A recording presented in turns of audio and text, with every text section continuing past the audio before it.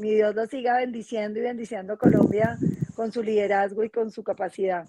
A nuestro querido Daniel, a nuestro querido ministro Arias, qué dicha poderlo saludar y empezar el año recibiendo sus luces, a nuestra Julia y a todos los colombianos. Yo creo que lo que estamos viendo de Colombia no habla de una crisis de Colombia, habla de un país mal gobernado, un país que tiene un presidente caprichoso, que toma decisiones no con capacidad técnica, no escuchando a los sectores, sino simplemente guiado por unas ideologías y unos odios que traen esas ideologías que han llevado a Colombia a enfrentar hoy una cantidad de problemas, empezando por los problemas de seguridad, pasando por la crisis energética que nos tiene pagando 36% más de gas y recibiendo menos recursos del petróleo y el sector minero energético, que nos tiene además con la salud en cuidados intensivos. Qué tristeza que al presidente Petro le alcanza la plata para todo, menos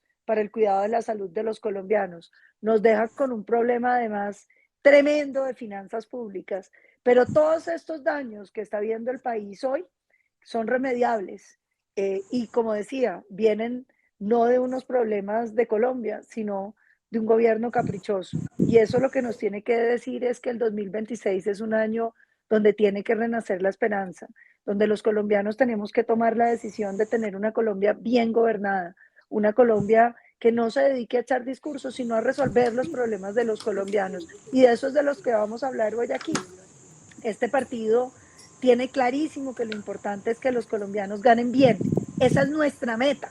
Lo que pasa es que la riqueza infortunadamente no se decreta por decreto. La riqueza y la prosperidad no salen de la firma de un decreto, salen de que logremos construir un país a punta de trabajo, de redistribución de los recursos y generación de riqueza, que es lo que necesitamos. Desde aquí solamente quiero decirles que los queremos mucho y que aquí estamos trabajando para que esa Colombia que se parece más a la que nos merecemos sea una realidad, porque Colombia tiene derecho a más, Colombia puede más y no nos podemos conformar con la mediocridad en la que nos tiene. No, Sí. digo, Petro está copiando de México y está copiando, digamos, el modelo AMLO.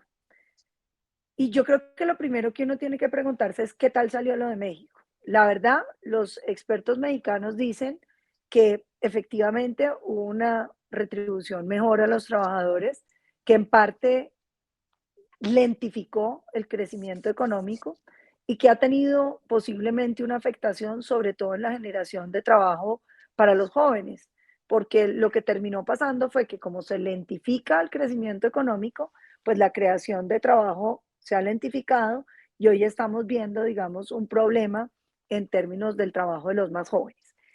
¿Puede Colombia pensar que eso mismo va a pasar eh, aquí como pasó en México? Y la respuesta es no. Primero, hay que decir que México tenía unos salarios reales muy por encima del salario mínimo. Es decir, cuando se decretó ese aumento de salario, la gente no tuvo que subírselo porque ya las empresas estaban pagando muy por encima de lo que tenía el salario mínimo, que estaba especialmente bajo. Entonces, yo creo que lo primero que hay que recordar es que México tenía uno de los salarios mínimos más bajos de todos los países de la OCDE. Colombia, por el contrario, tenía un salario medio que no era fácilmente, digamos, escalable. Otro tema que también creo que diferencia mucho el tema de México y el tema de Colombia, y es que en México el crecimiento económico venía amarrado mucho del nearshoring, es decir, empresas gringas que llegaban a México y tenían unas capacidades de pago muy distintas. La fisionomía del empresariado colombiano es distinto. Colombia lo que tiene son micros y pequeñas empresas. ¿Eso qué es? Una señora que tiene una peluquería, una señora que tiene una tienda de barrio, un señor que tiene un taller de mecánica. Cuando usted le impone a unas empresas tan pequeñas un costo tan alto, pueden suceder una de dos cosas. Ya las explicaba el ministro Arias. Una, usted decide no contratar más gente. Dice, sigo atendiendo yo con mi familia, que no tengo que pagarles un salario como tal, me ayuda a mi sobrino, me ayuda a mi sobrina, y trabajamos aquí entre todos y nos distribuimos lo que ganamos, que en general, y esto es lo más grave, termina siendo menos de un salario mínimo. O usted contrata una persona por menos del salario mínimo venga y ayude y le puedo pagar esto y esto es lo que le voy a pagar. Ahora bien, también puede suceder el caso, y yo lo he contado, hay una fábrica de chocolates muy bella ahí en San Fasón, en el sur de Bogotá, que se llama Chocolate Andino. Daniel me ha oído esta historia porque estuvimos con el dueño. Él empezó el gobierno Petro con 100 trabajadores. Vino la primera alza de salarios, a él empezó a costar trabajo pagar y significó tener que subir un poco el precio del chocolate andino. Pero después le cayó el impuesto saludable, que le cobró un tanto más. Y el precio del chocolate andino tuvo que subir. ¿Qué pasó? La gente que compraba chocolate andino para desayunar dijo, está muy caro el chocolate, ya no lo voy a comprar, y terminó teniendo que despedir un montón de sus empleados. Hoy tiene 40 empleados. Es decir, ¿qué pasó con los 60 a los que les prometieron que les iban a subir el salario? Pues que perdieron su trabajo. Y uno se pregunta, ¿qué va a pasar con chocolate andino? La teoría de Petro es que no, que como toda la gente que vive con salario mínimo va a tener más plata, van a salir a comprar. Pero aquí hay que sacar las cuentas claras. Más o menos el 10% de los trabajadores colombianos ganan el salario mínimo. Otros están por encima y el 57%, es decir, la gran mayoría están por debajo. Esos colombianos que están por debajo son los que tenemos que atender hoy, Daniel, porque piensen lo siguiente. Ese colombiano que tiene su negocio, que sale a vender cosas, que vende empanadas, tintos, mangos, se gana una plata. ¿Qué le viene a él con el aumento del salario mínimo? Su salario no aumenta. Lo que gana por los mangos o por los tintos que vende no aumenta. Él lo que va a ver es que todo se empieza a encarecer, porque el chocolate andino con el que él desayunaba, que tiene que pagar el salario mínimo formal, tiene que subir el precio. Y lo va a subir también la gaseosa, y lo va a subir también el señor de la panadería, y también el señor que le corta el pelo. Y entonces él va a ver que con sus mismos ingresos ya no le alcanza para lo mismo. Ese es el fenómeno de la inflación. Cuando los precios a usted le empiezan a crecer y usted lo que ve es que los precios suben, pero sus ingresos no cambian. Ese es el caso del 57% de los colombianos que están en la informalidad. Para ellos, ¿qué va a haber? Nada. Ellos lo único que van a ver es que va a empezar a subir todo. Y aquí viene el segundo problema. Como va a subir los precios de todo, porque es la consecuencia de todo, porque es la consecuencia natural, el Banco de la República lo que va a empezar a hacer es subir las tasas de interés. Y sube las tasas de interés para que no haya tanta plata, para que los precios no suban tan rápido. Petro se pone bravo por eso, pero después celebra que la inflación baje, ¿no? Uno no lo entiende. Pero la realidad es que lo que pasa es que el Banco de la República empieza a subir las tasas de interés. ¿Y eso qué significa? Que un colombiano que va a sacar un crédito, o bien de tarjeta de crédito, o bien para sacar su negocio adelante, o como decía el ministro, para comprar su casa, se va a enfrentar con que los intereses empiezan a aumentar. Y entonces la capacidad de inversión, la capacidad de crecimiento del país se empieza a lentificar. Aquí hay una serie de variables macroeconómicas que Petro no quiso resolver antes de tomar esta decisión. Y le pongo un ejemplo. Es que Petro no solo copia, sino que copia mal.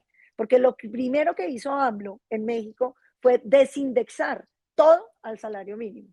Petro ahora dice que es desindexar, es que la referencia para que las cosas valgan no está en salarios mínimos, sino en otro patrón. Usted podría decir inflación, usted podría decir índice de precios al consumidor, cualquiera que sea. Pero nosotros tenemos un montón de cosas amarradas al salario mínimo. Empecemos por la vivienda, pero pase por el salario de los congresistas, que se pega una trepada. Y cuando crece el salario de los congresistas, óiganlo bien, crece el salario del presidente, de todos los magistrados, crece el salario de los procuradores, de los contralores, de todos los altos cargos del gobierno. Empieza a crecer como creció el salario de los congresistas. Petro dice, no, ahora todo por decreto lo vamos a echar para atrás. No es verdad, porque como hace todo mal y lo hace tan mal que ni siquiera se da cuenta, ahora dice que él va a empezar a enderezar. No puede. La gran mayoría de esas normas están por ley y no va a poder sacar las leyes hasta después del próximo año. La siguiente pregunta es, ¿cómo va a lograr la negociación de los salarios mínimos en el Estado? ¿Por qué? Porque ahí hay una cantidad de sindicatos y hay una cantidad de acuerdos. Y acuérdese que conocimos hace 3 días que no le habían pagado a los 4.000 funcionarios de la Defensoría del Pueblo porque Petro dice que no tiene plata. Y acaba de meterle un aumento a la nómina estatal que puede estar casi que en el mismo orden del aumento del salario mínimo. Julia Correa. Yo creo que aquí lo que tenemos que entender es que todos queremos que los colombianos ganen más. Si a mí me dicen cuál es el propósito principal, lograr ingresos para los colombianos, ingresos dignos, que es donde empieza la libertad. Usted no tiene libertad si tiene unos niños acostándose con hambre por la noche. Usted no tiene libertad si su negocio le da a duras penas para sobrevivir. Y lo que tenemos que hacer en Colombia es generar ingresos. Pero entonces el presidente Petro dice, facilísimo, decretemos los ingresos. Y uno queda un poco perplejo, porque si eso fuera así, pues ¿por qué no lo ha hecho el mundo entero, querido Briceño? ¿Por qué no todo el mundo ha decretado ingresos? Imagínese lo fácil que era. Se decreta ingresos mínimos para todos los colombianos. Pues si eso fuera así de fácil, pues todo el mundo lo haría. El problema es que para que haya ingresos, usted tiene que tener la riqueza detrás, que es lo que nos está faltando a los colombianos. Entonces, el presidente Uribe al inicio de este programa hablaba de un tema que a mí me parece que es el más importante. El presidente Petro nos quiere traer la visión comunista del mundo, que es que hay unos ricos que le extraen la riqueza a los pobres, en lo que llamaba Marx la dominación de unos sobre otros. Y entonces lo que dice el presidente Petro es, no señor, le vamos a quitar la riqueza para dárselos a los otros. Eso es una visión no solamente anacrónico, sino absolutamente irreal. La verdad de las cosas es que el empresario y el trabajador son una dupla. Y en la medida en que los dos están bien, pues los negocios están bien, las empresas están bien y todo puede salir adelante. De hecho, si usted se fija, las grandes empresas colombianas que les va bien, ninguna paga salario mínimo, todas están por encima, porque lo que quieren es que sus trabajadores estén bien, porque el que esté bien el trabajador significa que la empresa le va a ir bien. Entonces, esta idea de que aquí hay una cantidad de empresarios llenos de plata, a los cuales uno les saca la plata y ahora sí se la da a los trabajadores, pues es una idea muy extraña, porque yo ya les contaba, la gran mayoría, más del 80% de las empresas de este país son pequeñas y microempresas, es decir, tienen máximo 3 trabajadores. Y es un señor que hace peripecias. Hay un dato, presidente, que usted seguro se acuerda, porque yo lo mostré no hace mucho en alguno de los foros del partido, Julia, seguro tú te acuerdas, y es que cuando uno mira en qué están pidiendo prestado los pequeños empresarios de este país, los micro y los medianos, piden prestado para pagar la nómina. Cuando usted mira, el mayor porcentaje, Oh, Briceño, y es, impuestos, Paloma. claro, ya voy para los impuestos, pero la mayor deuda es para pagar la nómina. Entonces usted le está diciendo a este pequeño empresario, vaya y soque un crédito, pague intereses para poder pagar. ¿Qué le va a pasar? Pues que no va a aguantar. Y entonces al trabajador que le han ofrecido que le van a pagar más, de pronto se descubre con que termina es perdiendo su trabajo. Entonces, ¿qué hacemos para que estos empresarios que van a estar tan asfixiados puedan mantenerle unos ingresos a los trabajadores? Nosotros lo hemos dicho muchas veces, no lo puede poner a pagar impuestos y salario. Hay que escoger. Uno quiere pagar impuestos o quiere pagar salario. Y nosotros hemos sido muy claros. Nosotros queremos que se paguen salarios, que el Estado no usa bien la plata, le queda mejor al trabajador.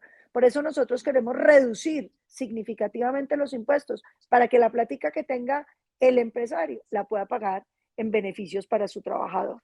Ahora, no todo puede ser beneficios para el trabajador. No podemos decir, vamos a prescindir de los impuestos. ¿Por qué? Porque acuérdense que la gran mayoría de los colombianos no tienen un trabajo formal, no reciben esa remuneración. La gran mayoría de los colombianos están en la informalidad, en un trabajito por aquí, en un trabajito por allá, en el comercio, en la venta de cosas, en tantas cosas. Y nosotros necesitamos también los recursos para la seguridad y para la política social. Pero nosotros tenemos que, me encantó la figura, que pensar que el corazón de ese ser humano que tenemos en la sociedad es el sector productivo, con sus trabajadores y sus empresarios, que son uno. En la medida en que ellos producen bien y generan riqueza, este país puede recibir impuestos para hacer los bienes públicos, la seguridad, la educación y la política social que necesitamos para sacar al país adelante. Pero nosotros hoy queremos ser muy claros y lo hemos dicho, ya hay que repetirlo.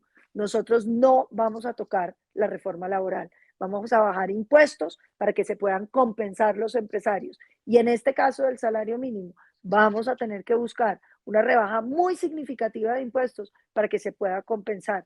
Esto soluciona en parte, pero tenemos que pensar que el país se tiene que enriquecer para que todo el mundo pueda tener ingresos buenos, porque no son solamente el 10% de los colombianos con salario mínimo, son ese 57%, la gran mayoría que ganan menos. ¿Y qué necesitamos para que lleguen empresas a Colombia?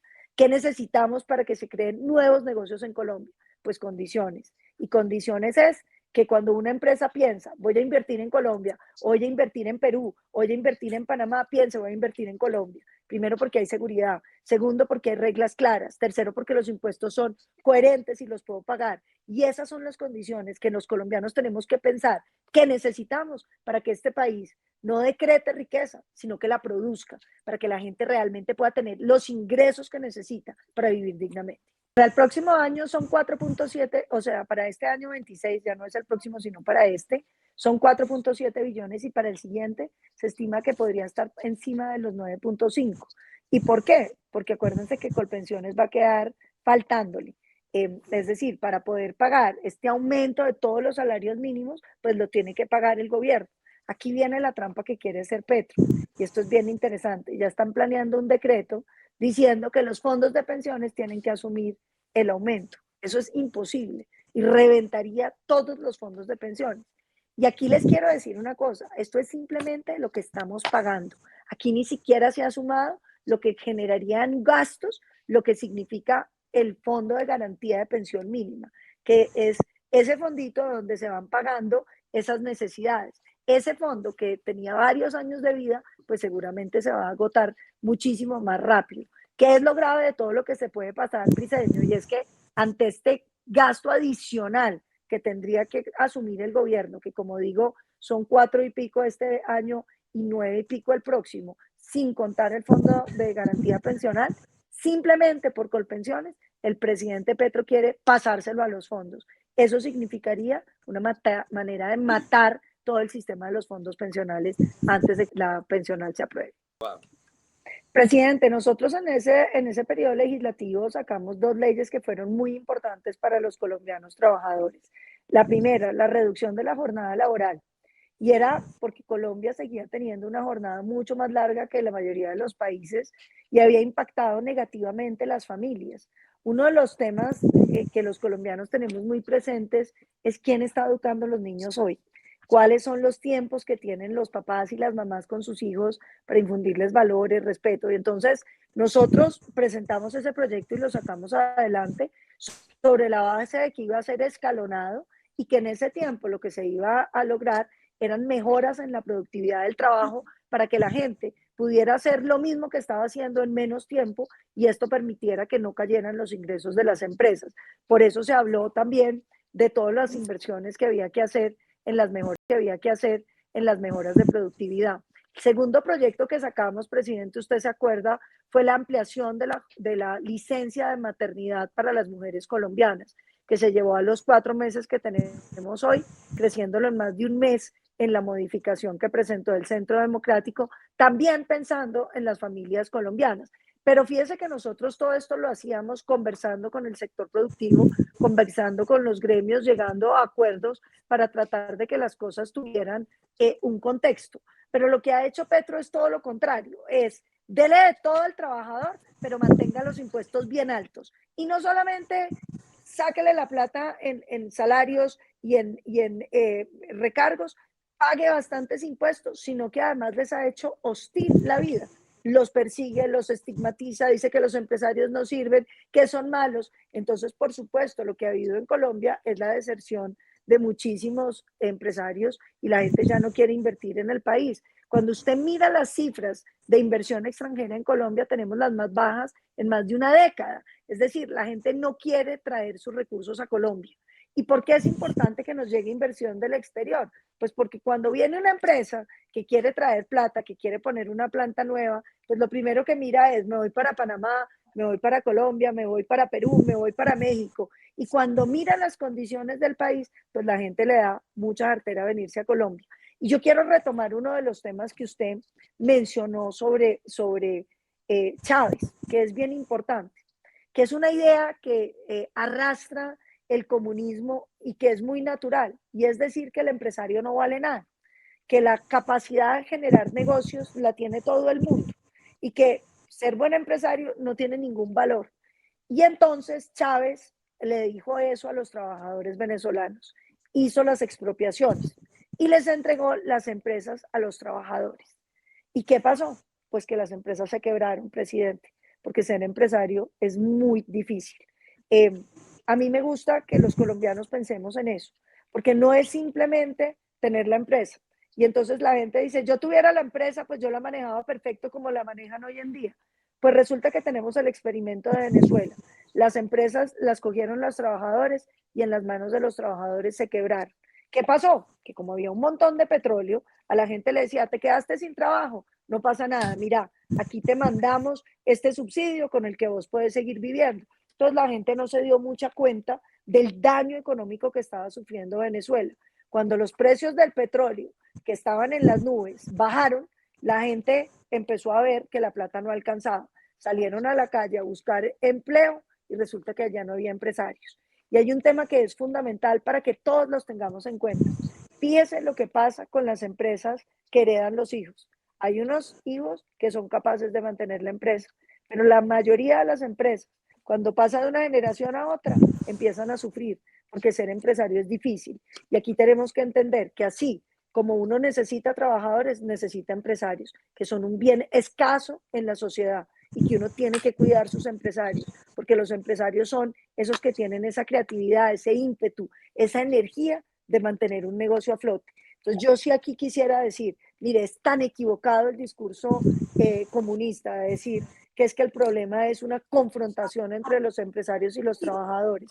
Hay poquitos empresarios exitosos y los trabajadores necesitan esos empresarios. Que hay que pensar en que a lo que los dos les vaya bien, porque cuando a esa dupla le va bien, a la economía le va bien y al país en general le va bien.